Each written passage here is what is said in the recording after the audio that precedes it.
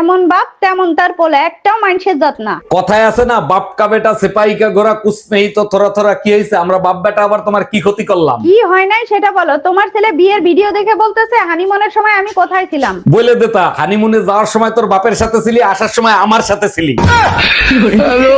Hello Google, বউকে ঈদের market না করে দিয়ে কেমনে খুশি রাখবো? আলমারি খুলে দেখেন, কালকে আপনার বউ নতুন একটা ওড়না কিনে নিয়ে আসছে। সর্বনাশ করছে, আমারে না জানাইয়া ওড়না কিনছে। এবার এই দিকে তাকা, ওই ওড়না দিয়ে ফ্যানের সাথে গলায় দড়ি দিয়ে মর। এই মায়া, কই তুমি? ঈদের মার্কেট করতে যাচ্ছি, তোমার জন্য কি কালারের শাড়ি আনবো? ঈদের শাড়ি কিনতে হবে না, আমি কিনে আনছি, দেখো তো কেমন হয়েছে। দেখতে তো অনেক সুন্দরই লাগতেছে, একেবারে জাকাতের শাড়ির মতো। কয় টাকা নিচ্ছে? 500 টাকা? আমারও মনে হচ্ছে জাকাতের শাড়ি, তবে 500 টাকা হবে না, 300 টাকা হবে। গতবার তুমি আমার ঈদে কিনে আইনে 5000 টাকা বলছিলা। আচ্ছা মায়া, রমজান শুরু হওয়ার পর থেকে তুমি আমার সাথে রাগারাগি করো না, সত্যি করে বলো তো কাহিনী কি? কেন, তোমার কি আমার সাথে ঝগড়া করতে খুব ইচ্ছে করছে নাকি? আরে না, স্বামী স্ত্রী রাগারাগি করলে ভালোবাসা বাড়ে, তাই। আচ্ছা তুমি এক কাজ করো, ঈদের মার্কেটের জন্য রাগ দেখায় আমার থতমার উপরে 20,000 টাকা ছুঁড়ে মারো।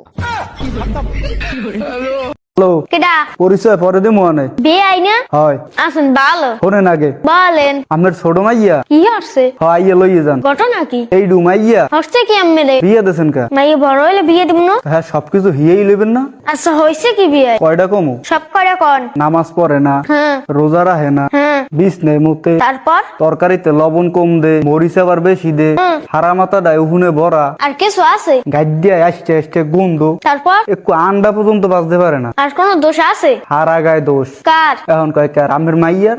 আচ্ছা ভালো কথা, কন মোর মাইয়ের এত দোষ, হুম। এই কথাগুলো মোর জামাই কইলি তোই তো। ও হালার ফলায় তোটা গাছ বলত। তাটা ঠিকই আছে, কি ঠিক আছে? আমের পোলা বলত, হুম, মোর মাইয়ে বল দি, হিসাব বরাবর। হাউসের ঝগড়া হওয়ার মেনশন বিয়ান।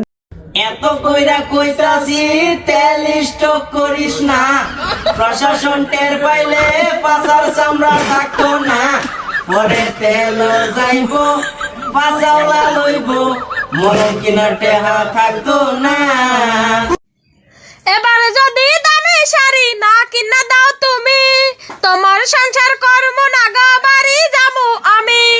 আমিও তো আগেই কইছি যাইয়া কয়দিন থাকো, মার্কেট কইরা দিলে নিয়া ঈদের আগে আইসো।